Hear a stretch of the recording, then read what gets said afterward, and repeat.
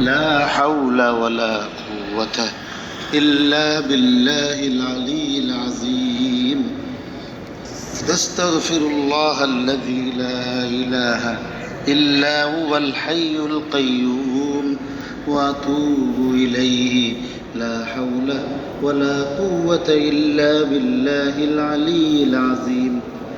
اللهم صل على سيدنا ومولانا محمد وعلى آله وأصحابه وبارك وسلم.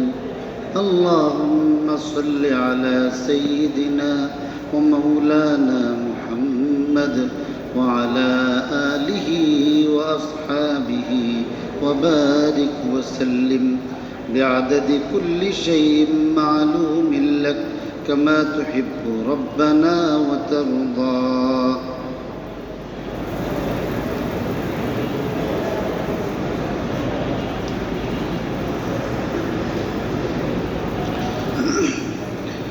بسم الله الرحمن الرحيم. عن أبي هريرة رضي الله تعالى عنه أنه قال قال رسول الله صلى الله عليه وسلم ينادي منادي يوم القيامة أين أولو الألباب؟ قالوا أي أولي الألباب؟ قالوا أي أولي الألباب تريد؟ قال الذين يذكرون الله قياما وقعودا وعلى جنوبهم ويتفكرون في خلق السماوات والأرض ربنا ما خلقت هذا باطلا سبحانك فقنا عذاب النار. عقد لهم لواء فاتبع القوم لواءهم وقال لهم ادخلوها خالدين. বিশিষ্ট সাহাবী হযরতে আবু হুরায়রা রাদিয়াল্লাহু তাআলা আনহু বর্ণনা করেন, যিনি সাহাবীদের মধ্যে সবচেয়ে বেশি হাদিস রওয়ায়াত করার গৌরব অর্জন করেছিলেন। অথচ আল্লাহর রাসূল সাল্লাল্লাহু আলাইহি ওয়াসাল্লামকে জীবদ্দশায় 3 বছরও তিনি পান নাই। 7ম হিজরিতে ইসলাম গ্রহণ করছেন। আল্লাহর রাসূল 11 হিজরির রবিউল আউয়াল মাসে ইন্তেকাল করছেন। মুহররম মাস থেকে আরবি বছর আরম্ভ হয়। তো মুহররম, সফর, রবিউল আউয়াল 11 হিজরির 3য় মাসেই আল্লাহর রাসূল ইন্তেকাল করেছেন, দুনিয়া থেকে বিদায় নিয়েছেন। তো 7ম হিজরিতে হইলে আল্লাহর রাসূলের সুহবত পাইছেন সর্বসাকুল্যে 3 বছর। কিন্তু এই 3 বছরের রাত দিন, সকাল বিকাল, খেয়ে না খেয়ে প্রত্যেকটা মুহূর্ত আল্লাহর রাসূলের দরবারে তিনি নিজেকে কুরবান করছেন, ওয়াকফ করছেন। নিজেকে উনি ফেলে রাখতেন, আল্লাহর রাসূলের দরবারে পড়ে থাকতেন। বাহিরে যাইতেন না, খাওয়ার জন্য যাইতেন না। যদি কোনো সময় খাবার মিলছে তো খাইতেন, খানা না পাইলে আল্লাহর রাসূলের দরবারে ক্ষুধার্ত অবস্থায় পড়ে থাকতেন। আমরা তো দিন পাইছি, আল্লাহ তাআলা আমাদেরকে দ্বীনে ইসলামের নিয়ামত দিছেন। দ্বীনের কষ্ট কইরা আমরা দিন পাইছি। কষ্টের মাধ্যমে যা অর্জন হয় এগুলির কদর থাকে, গুরুত্ব থাকে। কষ্ট ছাড়া যে জিনিস লাভ হয় এটার গুরুত্ব থাকে না। আমরা মা বাপে আমাদেরকে লালন পালনও করছে কষ্ট করে। আপনাদের মা বাপ লালন পালন করছেন কষ্ট করে। দুনিয়ার মুখও দেখাইছে কষ্ট করে, সিজারে না। এখন তো বাস হাসপাতালে তিরিং তিরিং করতে করতে গেছে, কুদ্দুর পরে বেবিলিয়া বাড়িতে পড়ছে। এই জন্য এই ছেলে মেয়েরা নষ্ট হয়ে গেলে মা বাপের কোনো কষ্ট লাগে না, কষ্ট ছাড়া পাইছে। আর আগের যুগে না খাইয়া বাচ্চাদেরকে খাওয়াইছে। রাসূলুল্লাহ সাল্লাল্লাহু আলাইহি সাল্লামের ঘরের মধ্যে এক ভিক্ষুক ভিক্ষা চাইছে, খাবার চাইছে। উম্মাহাতুল মুমিনিনদের কেউ 2টা খেজুর দিলেন। এই ভিক্ষুক মহিলার সঙ্গে একটা বাচ্চা আছে, 2টা খেজুরের একটা মহিলা নিয়ে খাইলেন আর একটা বাচ্চাটাকে দিছে। তো 2 খেজুরের দ্বারা প্রচণ্ড খিদা কিভাবে দূর হবে? তো বাচ্চা নিজের খেজুরটা খেয়ে, মা যখন তার নিজের খেজুরটা মুখের কাছে নিয়ে গেছে, তখন বাচ্চাটা বলছে যে আম্মা আমার আর একটা খেজুর দিন। তখন ওই খেজুরটাও মুখের কাছ থেকে নিয়ে বাচ্চাটারে দিয়ে দিছে। আল্লাহর রাসূল ঘরে আসার পরে উম্মুল মুমিনিন বলতেছে যে ইয়া রাসূলুল্লাহ, আজকে বড় বিস্ময়কর অবাক করা একটা ঘটনা আমার সামনে ঘটছে। এক মহিলা ক্ষুধার্ত অবস্থায় আসছে কষ্ট করে, প্রচণ্ড খিদা, 2টা খেজুরই ছিল, দিলাম একটা খেজুর বাচ্চাকে দিয়ে, বাচ্চা নিজের খেজুর মুখে দিয়ে এই মা যখন খাইতেছিল কাছে নেওয়ার পরে ওই খেজুরটা আবার বাচ্চা চাইছে। প্রচণ্ড খিদায় জর্জরিত হয়েও মা মুখের কাছে নিয়ে খেজুরটা মুখে না দিয়া বাচ্চার মুখে উঠাই দিছে। তো রসুল করিম সাল্লাল্লাহু আলাইহি সাল্লামের কাছে উম্মুল মুমিনিন এই কথা বলছেন। আল্লাহ রসুল ফরমান যে এটাই তো মা। এই জন্যে আল্লাহর কতগুলি বিধান আছে, পৃথিবী সৃষ্টির পর থেকে নিয়ে পৃথিবী ধ্বংসের আগ পর্যন্ত, কিয়ামত পর্যন্ত পৃথিবীর কোনো সন্তান মা বাপের হক আদায় করতে পারত না। পৃথিবীর কোনো সন্তান মা বাপের হক আদায় করতে পারে নাই, পারত না। এই জন্যে আল্লাহ আমারে আপনারা দোয়া শিখাইছেন যে রব্বির হামহুমা কামা রব্বায়ানি সগীরা। মা হইল আমার, বাপ হইল আপনার, তো আল্লাহ দয়া করতে করে আল্লাহর কি ঠেকা লাগছে? তুই না পারলে চিল্লাচিল্লি কর। মা আমার, আপনার মা, আপনার বাবা, দয়া আল্লাহ করতো কেন? এই জন্যই করতো যে আমার উপর আমার মা বাপের যে দয়া আছে, আপনার উপর আপনার মা বাপের যে দয়া আছে, সারা পৃথিবীর মানুষ সম্মিলিত হয়েও একজন মার, একজন বাপের হকে আদায় করতে পারতো না। তো আল্লাহর কাছে সারেন্ডার করা ছাড়া, আত্মসমর্পণ করা ছাড়া আর কোনো পথ নাই। এই জন্য আল্লাহর কাছে ভিক্ষা চাই যে আল্লাহ, আমি তো পারতাম না, তুমি তো দয়া করার কথা বলছো, দয়া করুন কি, তার উপর তো সমান সমানই অনুগ্রহ করতে পারুন না। এই জন্য আল্লাহ, তোমার তো ক্ষমতার কোনো অভাব নাই। আল্লাহ, তুমি আমাদের সবের পক্ষ থেকে আমার মা বাপে আমারে শৈশবে যেভাবে দয়া করছেন, তুমি তাদের উপর দয়া করো। এটা তো একটা কথা বলছে, ছেলে মেয়েদের উপরে মা বাপে খালি শৈশবেই দয়া করে না। কোরআন শরীফের মধ্যে কিছু শব্দ আছে যেগুলো উজ্জ থাকে।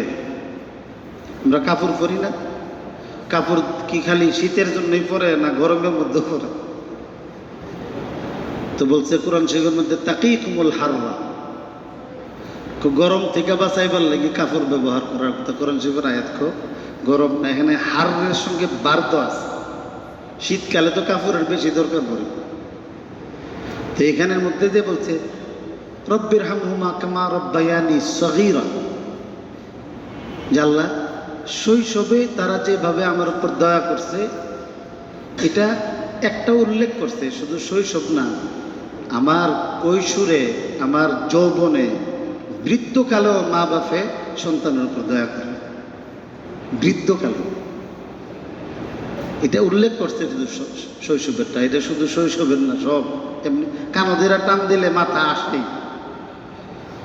তো আমার আপনার জিন্দিগির শৈশবটা হইল, এটা হলো একটা কানের মতো আর কি, টান মারছেন বাস, সাথে সারা জিন্দিগি। আমার আব্বাজি যখন ইন্তেকাল করছে আমার 40 বছর বয়স তখন। তো তাইলে ঈদের মধ্যে আমাদের ছেলে মেয়ে যা আছে সব তো বাপের উপরে ফইরা খাইছি আমরা। আর এখানে খালি আমরাই খাইছি, আপনারা খাইতেছেন না? খালি দোষ আমরা রই, সবাই খাইছি। এই জন্যে ওনারা কষ্ট করে পালছে, এই ছেলে মেয়ে নষ্ট হইতে দিছে না। ছেলে মেয়ে, আমার আম্মা ইন্তেকাল করার আগে হঠাৎ করে একদিন ঢাকা গেছে, আমার বোনদেরকে বলতেছে, গাই শুনো, মানুষে মারা গেলে, মা বাপ মারা গেলে ছেলে মেয়েরা আফসোস করে, হাই রে আমার কাছে মাপটাও চাইতাম না, কত কষ্ট টষ্ট দিছি। অসুস্থ হইলে মানুষে গিয়া মাফ চাওয়া শুরু করে, হুজুর কত কষ্ট দিছি, মাপসাপ করে দিয়ে। উনি যদি আরো 5 বছর পরে মরণের কথা, আপনি মাপ চাওয়ার দ্বারা এর আগে নিয়ে আনুই শেষ। মাপ চাইলে মানুষ মনে করি কি, হাই রে মনে আর আমার সময় নেই। সেই সময় যার মরণের শান্তি মতো মরবার লেগে দিন, কত মাপ চাই লেগে, এমন কামই করুন কি লেগে যে মাপ চাওয়ার লাগবো, আগের থেকেই ভালো থাকে। আমার আম্মা বলছেন যে মারা গেলে আফসোস করে দে, আম্মার কাছ থেকে মাপ লইতেছিলাম, বাবার কাছ থেকে মাপ লইতে পারলাম না। উনি বলছেন আমি ছেলে মেয়ে কষ্ট করে পালছি, মহব্বত করে পালছি, শুনে রাখো আমার কোনো ছেলে মেয়ে আমার কাছে মাফ চাওয়ান লাগতো না। এত কষ্ট করে ছেলে মেয়ে পাইলাম, মাফ না করে দুজুকের লাকড়ি বানাবো না। এটা বলছেন মা বাপে দয়াই করে, ছেলে মেয়েরা হক আদায় করতে পারে না। তো হযরত আবু হুরায়রা রাদিয়াল্লাহু তাআলা আনহু পড়ে রইছে নবীজির দরবারে, খাইতে গেছেন, বেহুশ হয়ে পড়ে রইছে, মানুষে মৃগী রোগী মনে করছে। হযরত আবু হুরায়রা বলেন যে আল্লাহর কসম, ক্ষুধা ছাড়া আমার কোনো রোগ ছিল না, এত কষ্ট করতে দেখেই তো দিন পাইছি আমরা। এই জন্যে সাহাবা একরামের সময়ে আদনা দিনের খেলাফ কাজ হইতে দিচ্ছেন না। হযরত আবু বকর সবচেয়ে নরম ব্যক্তি ছিলেন, কিন্তু উনিও হুঙ্কার ছাড়ছেন যে আয়ান কুসুদ্দিন ও আবু বকর হাই, দিনের মধ্যে গোলমাল সৃষ্টি হইব, ত্রুটি বিচ্যুতি সৃষ্টি করবে, আর আবু বকর জিন্দা থাকবে সম্ভব না। আর আমরা তো নিজের ছেলে মেয়েদেরকেও নামাজের মধ্যেও পারেন, রোজা রাখে, রমজান মাসে বিয়ার উপযুক্ত মেয়েদেরকে রোজা রাখবার লেগে দেন আমাদের দেশের মধ্যে, ফিগার নষ্ট হয়ে যাবে। এই ফিগার দিয়া জামাইয়ের কি লুই খাওয়ান লাগবো, শুকাইতো না জিন্দিগিতে, আল্লাহর নাফরমানি করল। একবার ঢাকার বিখ্যাত একটা বিবাহ ছিল, বাংলাদেশের প্রধান 2টা রাজনৈতিক দলের 2 নেত্রীকে এটাকে কেন্দ্র করে সোনারগাঁও হোটেলের মধ্যে একত্রিত করছিল 91 সালের দিকে। তো যখন এরা একত্রিত হয়েছিল এই বিবাহটাকে কেন্দ্র করে, যেদিন বিয়া হয়েছে এর পরের দিন, এই যে আপনার আমাদের বনানীর আগে যেখানে এখন যে রেডিসন হোটেলটা হয়েছে, এই রেডিসন হোটেলের রেল ক্রসিংয়ের মধ্যে যেদিন বিবাহ হয়েছে, বিবাহের পরের দিন উত্তরা কোনো বারে মদ খাইয়া মেয়েটা গাড়ি চালায় আসতেছিল, রেল ক্রসিংয়ের মধ্যে এসে উঠাইয়া দিয়া জায়গার মধ্যেই শেষ, আর ছেলেটা কুমার মধ্যে ছিল, বাচ্চা কিনা কইতাম পারে না। তো এই আল্লাহর নাফরমানের মধ্যে সুখ নাই। হযরত আবু হুরায়রা রাদিয়াল্লাহু তাআলা আনহু বলেন যে হাসরের দিন কিয়ামতের ময়দানে ঘোষণা দেওয়া হবে যে আল্লাহর বুদ্ধিমান বান্দারা কোথায়, বুদ্ধিমান কারা? লোকেরা বলবেন আইয়া উলিল আলবাবি তুরিদ। বুদ্ধিমান তো অনেক ধরনের হইতে পারে, অল্প সময়ে অনেক টাকার মালিক হয়েছে, অল্প সময়ের মধ্যে গরিব ফ্যামিলির থেকে মেহনত কইরা লেখাপড়া কইরা বিসিএস ক্যাডার হয়েছে, বুদ্ধিমান। মানুষের সাথে ভালো সম্পর্ক রাখছে, নির্বাচনে দাঁড়াইয়া পাশ করে লেছে, বুদ্ধিমান। অল্প কিছু টাকাও ছিল না, মানুষের সাথে সুসম্পর্ক করে আরেকজনের টাকা ব্যবহার করে এর বিশ্বস্ততা দিয়া এখন আজকে কোটি কোটি টাকার মালিক। বহু লোক আমাদের সবার কাছে এমন নজির আছে যে কাবুল্লা ছাড়া শরীরে কিছু আসেন না, আইসে টাউনও এখন কোটি কোটি টাকার মালিক।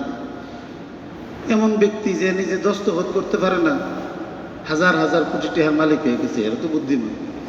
তো যখন বলবে যে বুদ্ধিমান লোকরা কোথায়, ডাক দিলে তখন বলবে যে বুদ্ধিমান বলতে কাদেরকে আপনি মিন করতেছেন।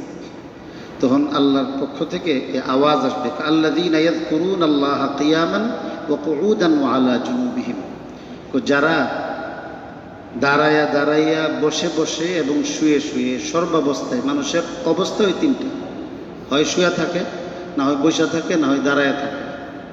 সর্বাবস্থায় যারা আল্লাহর জিকির করে আর আল্লাহর সৃষ্টির মধ্যে সৃষ্টি তত্ত্বে ফিকির করে, গবেষণা করে এবং আল্লাহর এই কুদরত দেখে স্বগুপ্তি নিজে নিজেই তার ভিতর থেকে বের হয় যে আল্লাহ এই সব সৃষ্টিগুলি তুমি অনর্থক, বিনা কারণে তুমি সৃষ্টি করো নাই। আল্লাহ এই সব তুমি সৃষ্টি করছো, এর একটা কারণ আছে, আমাদের খেদমতের জন্য সব কিছু করছো, আমাদের জন্যই যখন আল্লাহ এইগুলি করছো, মা খালাক তাহাদা বাতিলেন, সব তো আমাদের খেদমতের জন্যই। তো হাসরের দিন তাহলে আমাদেরকে আগুন দিয়ে আর পুরাইয়া কি করবো? আল্লাহ আমাদেরকে মাফ করে দেবে, ফাকিনা আযাবান্নার। এইভাবে হাসরের দিন বুদ্ধিমান মানুষদেরকে খোঁজা হবে।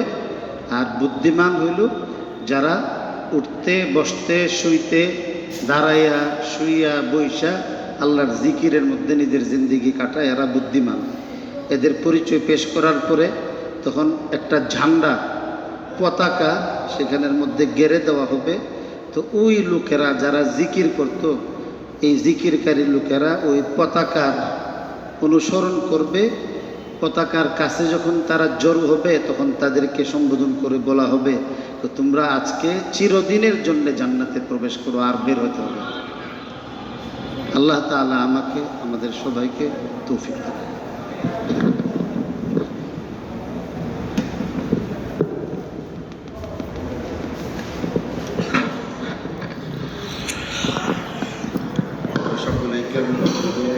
সকলে আসল দিন মসজিদে কিছু টাকা পাওয়া